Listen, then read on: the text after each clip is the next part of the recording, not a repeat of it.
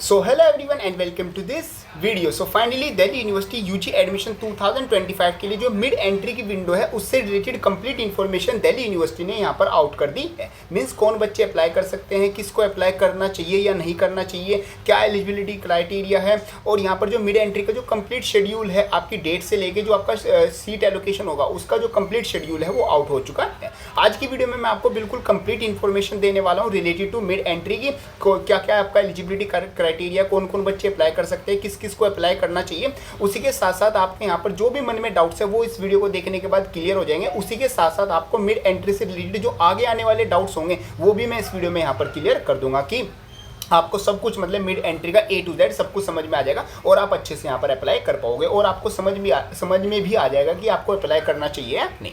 तो चलो हम शुरुआत करते हैं और हम यहाँ पर बात करेंगे सबसे पहले जो दिल्ली यूनिवर्सिटी का जो ऑफिशियल नोटिफिकेशन आया उससे रिलेटेड मैं चीज़ें समझाऊंगा, फिर मैं अलग से आपको स्लाइड पर ले जाकर सारी चीज़ें समझाऊंगा। तो सबसे पहले देखो मिड एंट्री का मैं मतलब समझा देता हूँ। तो मिड एंट्री का मतलब क्या होता है, देखो मिड एंट्री अगर आप सिंपल वर्ड में समझो तो कोई एक सिंपल प्रोसेस चल रहा होता है जो कि A से लेके B तक जाना होता है, उसके मिड में अगर आप एंट्री लेते हो उसको बोलते हैं यहाँ पर मिड एंट्री। जैसे यहाँ पर दिल्ली यूनिवर्सिटी का अभी क्या चल रहा है, बेसिकली एडमिशन प्रोसेस चल रहा है जिसमें आपका CSES का फेज 1 और फेज 2 पहले ही हो चुका है और फेज 3 अभी आपका चल रहा है। तो काफी बच्चे ऐसे होंगे जिन्होंने या तो फेज 1 ही फिल नहीं किया या फिर फेज 1 फिल कर दिया, फेज 2 फिल नहीं कर पाए, या फिर उन्होंने ये दोनों फिल तो कर दिए बट इसमें कुछ गलतियां कर दी जिस वजह से उनको फेज 3 में कोई सीट एलोकेट नहीं हो पाई। तो वो बच्चे यहाँ पर फेज 1 फेज 2 को फिल कर सकते हैं या फिर बोल सकते हैं करेक्शन कर सकते हैं, उसी को बेसिकली बोला जाता है मिड एंट्री। अब इसके कुछ रूल्स एंड रेगुलेशन होते हैं जिसको आपको ध्यान से समझना होगा। अगर आप ये नहीं समझते तो फिर आप यहाँ पर अच्छे से अप्लाई नहीं कर पाओगे। तो सबसे पहले जो आपकी मिड एंट्री है वो यहाँ पर 8 अगस्त शाम के 5 बजे ओपन कर दी जाएगी और 10 अगस्त शाम के 5 बजे तक आप क्या कर पाओगे, मीन्स 4:59 तक आप बेसिकली अप्लाई कर पाओगे। तो जो भी बच्चे अप्लाई करने वाले हैं ये वीडियो देखने के बाद मतलब मन बना लेना अप्लाई करने का, जो करना चाहता है। बाकी जिसने करना है वो तो करेगा, अभी मैं समझाऊंगा भी। तो वो बच्चे अपनी डेट जो है वो 8 अगस्त से लेकर 10 अगस्त के शाम के 5 बजे तक का बिल्कुल अच्छे से ध्यान रखें। अब the candidates who either failed, मतलब यहाँ पर देखो चीजों को ध्यान से समझना, who either failed to apply in CSES phase 1 और could not complete phase 2, means या तो उन्होंने फेज 1 में अप्लाई ही नहीं किया या फिर फेज 1 में अप्लाई तो कर दिया बट अपना जो फेज 2 है वो कंप्लीट नहीं कर पाए, या फिर यहाँ पर फेज 1 भी कंप्लीट नहीं कर पाए। मींस यहाँ पर बोल सकते हैं फेज 1 और फेज 2 में जिन बच्चों का कंप्लीट नहीं हो पाया, या तो दोनों ही या फिर कोई एक, वो बच्चे यहाँ पर क्या कर सकते हैं, अपने जो मिड एंट्री उसमें आप पार्टिसिपेट कर सकते हैं, उसमें पार्टिसिपेट कर सकते हैं। बाकी मिड एंट्री की आपकी एक स्पेशल फीस रहेगी जो कि आपकी 1000 रुपीज़ रहती है। जैसे आपको पता होगा CSES फेज 1 की आपकी फीस जो है वो 250 रुपीज़ रहती थी, बट यहाँ पर अगर आप मिड एंट्री के थ्रू अप्लाई कर रहे हो तो आपको यहाँ पर 1000 रुपीज़ को पे करना होगा, जो कि आपके नॉन रिफंडेबल होंगे। मीन्स आपको सीट मिले या ना मिले, मीन्स आप किसी की कट ऑफ क्लियर करते हो तो मिल जाएगी सीट, अगर नहीं कट ऑफ क्लियर करे तो आपको सीट नहीं मिलेगी। तो ऐसा नहीं कि आप 1000 रुपीज़ आपको रिफंड कर दी जाएंगे।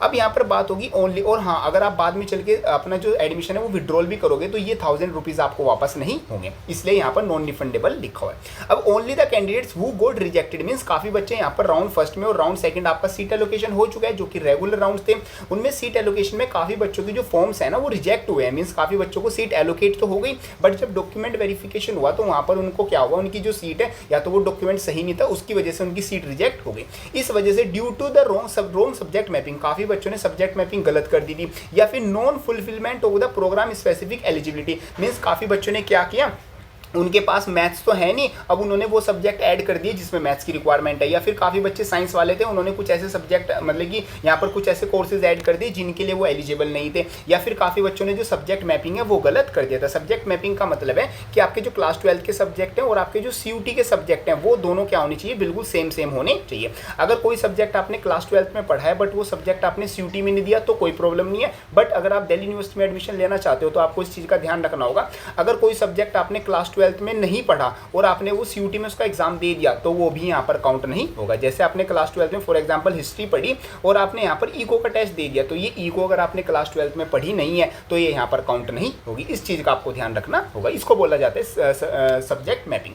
अब बात आती है जो बच्चों की यहाँ पर रॉन्ग सब्जेक्ट मैपिंग थी या फुलफिलमेंट नहीं कर पाए प्रोग्राम स्पेसिफिक एलिजिबिलिटी या फिर उनके डॉक्यूमेंट जो इनवैलिड थे, मीन्स क्लास 10 12 की मार्कशीट गलत अपलोड कर दी या फिर अपना कैरेक्टर सर्टिफिकेट कास्ट सर्टिफिकेट जो होता है बेसिकली वो गलत अपलोड कर दिया, तो वो सब बच्चे यहाँ पर क्या कर पाएंगे, अपनी सब्जेक्ट मैपिंग को सही कर पाएंगे और अपनी जो प्रेफरेंस है उसको भी यहाँ पर क्या कर पाएंगे, एडिट कर पाएंगे। मीन्स अपने नए कॉलेज ऐड करना चाहते हैं वो भी कर सकते हैं, कुछ डिलीट करना चाहते हैं, रिमूव करना चाहते हैं अपने कॉलेजेस को, कॉम्बिनेशन को, कोर्सेज को, तो वो भी रिमूव कर सकते हैं through the provision of mid entry. Means mid entry के थ्रू आप ये काम कर पाओगे। तो सबसे पहले समझ के चलना कौन कौन बच्चे एलिजिबल है और कब आपको अप्लाई करना है। तो जो बच्चों ने फेज़ 1 फेज़ 2 अप्लाई नहीं किया वो सब कर सकते हैं, बाकी जिन बच्चों का किसी वजह से फॉर्म रिजेक्ट हो गया वो सब बच्चे अप्लाई कर सकते हैं। Candidates who have never offered any seat in the round second, means जिन भी बच्चों को अभी तक राउंड सेकंड में कोई भी सीट मतलब कि यहाँ पर नहीं मिली, कोई भी सीट का मतलब है कि उनको एक भी सीट एलोकेट नहीं हुई है, मीन्स अभी तक उनका नो सीट एलोकेशन लिखा हुआ आ रहा है,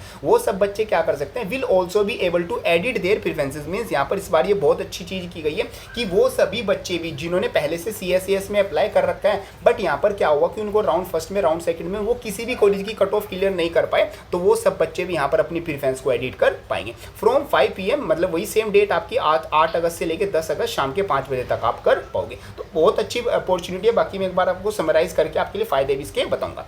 the candidate desirous for being considered in the third round, means जो थर्ड राउंड में जाना चाहते हैं, थर्ड राउंड के लिए अप्लाई करना चाहते हैं, are advise to check the vacant seat matrix. Means आपका जो वैकेंट सीट मैट्रिक्स है वो भी आउट किया जाएगा, तो उसके अकॉर्डिंग आप देख सकते हो कि थर्ड राउंड में कितनी सीट वैकेंट है और फिर आप अपना मिड एंट्री में अप्लाई करना। पहले आप सोच समझ लो सारी चीज़ें, फिर करना भी मैं आपको वीडियो में आगे चीज़ें सारी काम की चीज़ें बताऊंगा। And make their preferences carefully, candidates must ensure to save and submit the preferences. Means जब कोई भी बच्चा अगर प्रेफरेंस में चेंज कर रहा है या फिर नई प्रेफरेंस ऐड कर रहा है, कुछ भी प्रेफरेंस में चेंज कर रहा है, तो उसको हमेशा ध्यान रखना सबसे लास्ट में उसको सेव एंड सबमिट जरूर कर देना, वरना आपकी जो पुरानी वाली प्रेफरेंस है वही कंसीडर की जाएगी अगर आप सबमिट नहीं करते। The preferences submitted at the closure of the mid entry, means जो मिड एंट्री में आपकी जो भी प्रेफरेंसेज है वो आप सबमिट करोगे वही आपके यहाँ पर फाइनलाइज मानी जाएंगी। मतलब 10 अगस्त तक जो आप फाइनल कर दोगे वही आपका फाइनल माना जाएगा। आगे के जितने भी एलोकेशन होंगे उसके तरीके से आपका रहेगा। ये ड्यू की तरफ से पूरा आता है। अब मैं आपको डिटेल में एक बार शॉर्ट में सारी चीजें समझाता हूँ, मतलब अपने तरीके से जो आप मतलब चीजों को समझ पाओ।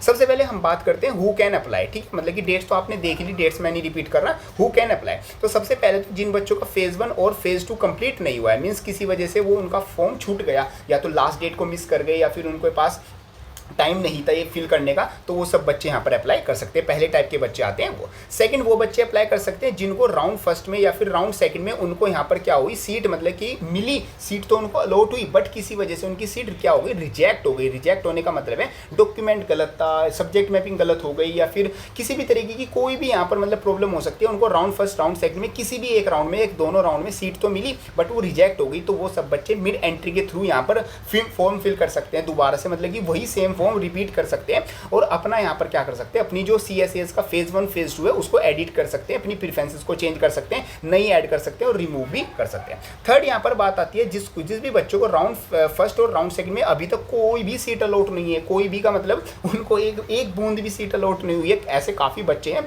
वो यहाँ पर अपनी प्रेफरेंस को क्या कर पाएंगे, सिंपल एडिट कर पाएंगे। एडिट का मतलब है वो कुछ ऐसे कॉलेज को ऐड कर पाएंगे जिनमें अभी सीट वैकेंट है, या फिर कुछ ऐसे कोर्सेज को रिमूव कर पाएंगे जिनमें उनको नहीं जाना, या फिर ऐड भी कर पाएंगे और साथ साथ कुछ कॉलेज को रिमूव भी कर पाएंगे जिनमें उनको नहीं जाना। मींस ऐड और रिमूव और रीऑर्डर आप सारी चीजें कर सकते हो। ये तीनों बच्चे वो काम कर पाएंगे। ये तीनों मतलब कि ये तीनों कैटेगरी रहेंगी जो बच्चे यहाँ पर एलिजिबल रहेंगे। अब मैं बता देता हूँ किस किस बच्चे को अप्लाई करना चाहिए। अब यहाँ पर देखो, सबसे पहले आपको क्या काम करना है, सबसे पहले आपको जो सीट मैट्रिक्स है, सीट मैट्रिक्स का मतलब है जो वैकेंट सीट मैट्रिक्स है, वैकेंट सीट मैट्रिक्स देखना है। अब जिन कॉलेज को आप टारगेट कर रहे हो, अगर उन कॉलेज में कुछ सीट वैकेंट है तो आपको अप्लाई करना चाहिए। वरना अगर मान लो फॉर एग्जाम्पल ऑफ कैंपस के कॉलेज हो गए कुछ, या फिर कोई ऐसा कोर्स हो गया, उर्दू हो गया, हिंदी हो गया, या फिर बहुत मतलब कुछ ऐसे कोर्सेज होते हैं जिनको आप करना तो नहीं चाहते बट आपका बस मन है कि ड्यू में एडमिशन मिल जाए, बस कोई भी कोर्स में कर लूँगा, तो फिर आपका कोई फायदा नहीं है। देखो, अगर आपका कोर्स पसंद का नहीं है तो आप उसको 4 साल कैसे पढ़ोगे, 3 साल मान लो, चलो कम से कम 3 तो आपको पढ़ने ही पड़ेंगे, तो 3 साल में आप परेशान हो जाओगे। ड्यू देखो कोई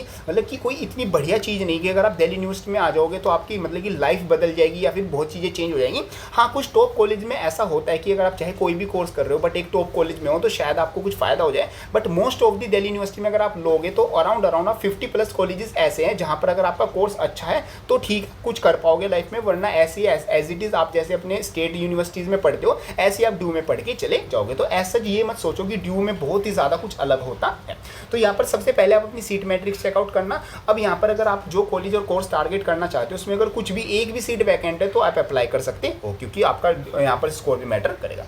अब यहाँ पर मैं बता दूँ, जिन भी बच्चों का स्कोर 800 प्लस है 1000 में से, वो मान के चलना कि उनको एक अच्छा कॉलेज और एक अच्छा कोर्स मिल पाएगा। अब जिन बच्चों का स्कोर 600 प्लस आ जाता है आउट ऑफ 1000, वो मान के चलना उनको कोई भी कॉलेज और कोई भी कोर्स कुछ ना कुछ मिल ही जाएगा। ये यूआर कैटेगरी के लिए बता रहा हूँ। 100-200 नंबर कम कर लेना, ओबीसी SC ST सब वाले अपने अकॉर्डिंग ये चेंज कर लेना। तो अगर आपका इतना स्कोर है तो ठीक है। हाँ, अगर किसी बच्चे का स्कोर 200, 300, 400 आ रहा है तो शायद आप मतलब कि एक बार सोचना कि अब मैं मतलब कि मिड एंट्री में अप्लाई करूँ ना करूँ, क्योंकि इसमें कोई गारंटी नहीं कि आपको सीट मिलेगी। हाँ, 800 और 600 वालों को थोड़ी सी मतलब कि मैं बता सकता हूँ कि चांसेस रहेंगे कि आपको सीट मिल जाए, डिपेंड करेगा कितनी सीट वैकेंट आती है। वो जब सीट वैकेंट की लिस्ट बाहर आ जाएगी, वो 8 अगस्त को ही आएगी, तो मैं भी एक बार आपको दोबारा से सजेस्ट करूंगा कि आपको अप्लाई करना चाहिए, नहीं करना चाहिए, या फिर किन स्पेशल कोर्सेज को ऐड करना चाहिए अपनी प्रेफरेंस में ताकि आपको एडमिशन मिल जाए।